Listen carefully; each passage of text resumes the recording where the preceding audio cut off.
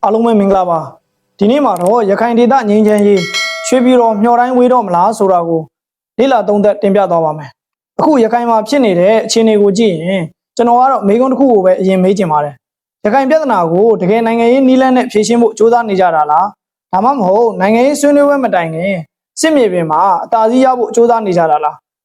းဘာကြောင့်ဒီမေးခွန်းကိုမေးရလဲဆိုတော့အခုမြေပြင်မှာမြင်နေရတဲ့အရာနဲ့နိုင်ငံရေးအရာပြောနေတဲ့စကားတွေကြားမှာတော်တော်ကြီးတဲ့ကွာဟချက်တစ်ခုရှိနေလို့ပါတစ်ဖက်ကနိုင်ငံရေးနည်းလမ်းနဲ့ပြဿနာဖြေရှင်းမယ်လို့ပြောတယ်ဒါပေမဲ့ရခိုင်မှာတော့စစ်ပွဲတွေဆက်ဖြစ်နေပါတယ်အခုဩဂုတ်လထဲမှာတောင်တန်တွဲခွရတစ်တောင်စတဲ့နေရာတွေမှာလေကြောင်းတိုက်ခိုက်မှုတွေဇက်တိုက်ဖြစ်လာပါတယ်တစ်ဖက်မှာလည်းအေအေခေါင်းဆောင်ထွန်းမြတ်နိုင်ရဲ့ရည်တည်ချက်ကနိုင်ငံရေးဆွေးနွေးတဲ့ပုံစံကိုညှင်းဆန်ပြီးစစ်ရေးနည်းလမ်းနဲ့ဆက်သွားကျင်နေပါတယ်ဒါကိုကျွန်တော်တို့လက်တွေ့နိုင်ငံရေးကြည့်ရပါမယ်ဘာလို့လဲဆိုတော့နိုင်ငံရေးဆွေးနွေးပွဲဆိုတာယုံကြည်မှုအ ਨੇ ဆုံးတနေရာလောက်တော့ရှိဖို့လိုအပ်ပါတယ်တစ်ဖက်ကမင်းနဲ့ဆွေးနွေးမယ်လို့ပြောနေတော့လဲထိန်းချုပ်ထားတဲ့နယ်မြေကိုစစ်ရေးနဲ့ဖိအားပေးနေပါတယ်အဲ့ဒီအခြေအနေမှာဆွေးနွေးဖို့ထိုင်လိုက်ရင်တော့ငါတို့ကဘာကိုယုံပြီးစပွဲပေါ်ထိုင်ရမှာလဲဆိုတဲ့မေးခွန်းကရှိနေမှာပါဒါပေမဲ့ဒီနေရာမှာအေအေဘက်ကိုလည်းနည်းနည်းပို့ပြီးလက်တွေ့ကြကြကြည့်ရပါမယ်လက်ရှိမှာအေအေဟာအရင်လိုနယ်မြေအနှဲငယ်လှုပ်ရှားနေတဲ့လက်နက်ကင်အဖွဲ့တစ်ခုပုံစံကနေရခိုင်ပြည်နယ်ရဲ့နယ်မြေအများစုကိုထိန်းချုပ်ထားပြီး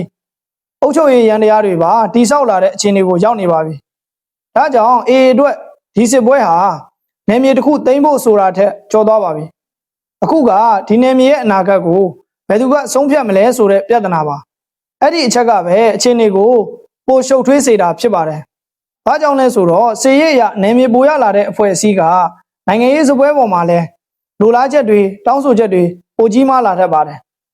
ဒါကြောင့်စေရေးအောင်ပွဲကနောက်ဆုံးမှာနိုင်ငံရေးအင်အားအဖြစ်ပြောင်းသွားပါတယ်။ဒီလိုအခြေအနေမှာနှစ်ဖက်စလုံးကတမျိုးစီစဉ်းစားလာနိုင်ပါတယ်။အခုအချိန်မှာဆွေးနွေးလိုက်ရင်ကိုယ့်ဘက်ကအားနည်းနေမယ်။နောက်ထပ်နည်းနည်းစေရေးအသာစီးရမှစကားပြောတာပိုကောင်းမယ်ဆိုတဲ့သဘောမျိုးပေါ့။ဒီ logic ကစေရေးအရာတော့နားလည်လို့ရပါတယ်။ဒါပေမဲ့နိုင်ငံရေးအရာအရန်အန်ဒီရများပါတယ်။ဘာဖြစ်လို့လဲဆိုတော့နည်းနည်းထပ်တိုက်ပြီးမှဆွေးနွေးမယ်ဆိုတာကဘယ်တော့မှလုံလောက်မှာမဟုတ်လို့ပါဒီနေ့တနေရာရတယ်မနေ့ပြန်နောက်တနေရာထပ်ရခြင်းတယ်တစ်ဖက်ကလည်းပြန်ယူခြင်းတယ်အဲ့ဒီလိုနဲ့စေရေးရအသာစီးရဖို့ကြိုးစားရင်နိုင်ငံရေးစပွဲဝိုင်းကပိုဝေးသွားနိုင်ပါတယ်ကျွန်တော်မြင်တာကတော့အခုရခိုင်အရေးရဲ့အန်ဒီရကစစ်ပွဲပိုကြီးမားလာတာတခုတည်းမဟုတ်ပါဘူးပိုပြီးအန်ဒီရရှိတာကစစ်ပွဲကိုရပ်ဖို့အတွက်နှစ်ဖက်စလုံးကသုံးနိုင်မဲ့နိုင်ငံရေးနေရာပျောက်သွားတာပါအဲ့ဒီအခြေအနေထိရောက်သွားရင်အစိုးရဘက်ကလည်းပြန်ဆုတ်ဖို့ခက်မယ်အေအေဘက်ကလည်းရထားပြီးသားနယ်မြေအုပ်ချုပ်ရေးနိုင်ငံရေးရည်မှန်းချက်တွေကိုပြန်လျှော့ဖို့ခက်မယ်ပြီးတော့နှစ်ဖက်ကြားကလူတွေရဲ့နာကျင်မှုမယုံကြည်မှုတွေကပိုများလာမယ်ဒီလိုအခြေအနေမှာစစ်ပွဲဟာစစ်သားတွေကြားကတိုက်ပွဲတစ်ခုတည်းမဟုတ်တော့ပဲနိုင်ငံရေးအလျှော့တင်လုံနိုင်မဲ့နေရာကိုပါဖျက်ဆီးလာနိုင်ပါတယ်အခုဖြစ်နေတဲ့လေကြောင်းတိုက်ခိုက်မှုတွေကိုပဲကြည့်ပါစစ်ရေးအရာဘယ်လောက်အထိထိအောင်မလဲဆိုတာတစ်ပိုင်းမှာဒါပေမဲ့နိုင်ငံရေးအရာတော့အခြားအကျိုးဆက်တစ်ခုရှိပါတယ်လေကြောင်းတိုက်ခိုက်မှုကြောင့်စစ်ချိန်ပုံမြင့်လာရင်အေဘက်ကဒီအခြေအနေမှာဘယ်လိုလုပ်ပြီးဆွေးနွေးမလဲဆိုတဲ့အကြောင်းပြချက်ပိုခိုင်းမှလာပါတယ်အပြန်လည်အပြင်အစိုးရဘက်ကလည်းအေရဲ့နယ်မြေတိုးချဲ့မှုနဲ့အုပ်ချုပ်ရေးတည်ဆောက်မှုကိုလက်ခံရမဲ့နိုင်ငံရေးအခြေအနေကပိုခက်ခဲလာနိုင်ပါတယ်ထွန်းမြတ်နိုင်ကိုယ်တိုင်ကလည်းအစိုးရဘက်ကအင်အားသာစီရနေတဲ့နေရာကနေဆွေးနွေးလေတဲ့ပုံစံကိုလက်မခံဘူးလို့ပြောထားပါတယ်အဲ့ဒီတော့နှစ်ဖက်ကြားမှာဖြစ်နေတာကိုငြိမ်းချမ်းရေးမလိုချင်လို့ဆိုပြီးအလွယ်တကူသတ်မှတ်လို့မရပါဘူးပိုပြီးတိတိကျကျပြောရရင်နှစ်ဖက်စလုံးကကိုယ့်အတွက်ပိုကောင်းတဲ့ negotiating position ရကျင်နေကြတာပါဒီနေရာကပဲအခက်ခဲဆုံးပါဘာကြောင့်လဲဆိုတော့စစ်မြေပြင်မှာရလာတဲ့အားသာချက်ကိုနိုင်ငံရေးစပွဲပေါ်မှာအကျိုးမြတ်အဖြစ်ပြောင်းကျင်တာကသဘာဝပါပဲဒါပေမဲ့အားသာချက်ရဖို့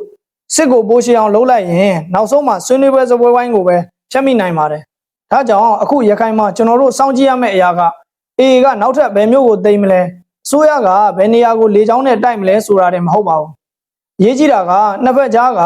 စစ်ရေးအခြေအနေကိုနိုင်ငံရေးဆွေးနွေးပွဲစီပြန်ရွှေ့ဖို့အလုပ်ဖြစ်နိုင်တဲ့အခွင့်အလမ်းရှိသေးလားဆိုတာပါကျွန်တော်အမြင်ကရခိုင်မှာအခုချိန်ထိအဲ့ဒီအခွင့်အလမ်းကပျောက်သွားပြီလို့မပြောနိုင်သေးပါဘူး